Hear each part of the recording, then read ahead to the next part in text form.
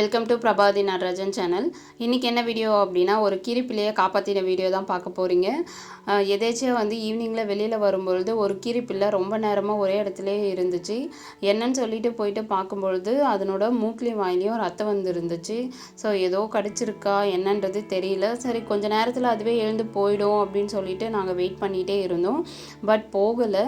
சரி தண்ணி தெளிக்கலாம் அப்படின்னு சொல்லிட்டு பசங்க சொன்னதால் சரி தண்ணி ஊற்றி பார்ப்போம் அப்படின்னு சொல்லிட்டு கொஞ்ச நேரமாக தண்ணி ஊற்றிட்டே இருந்தோம்.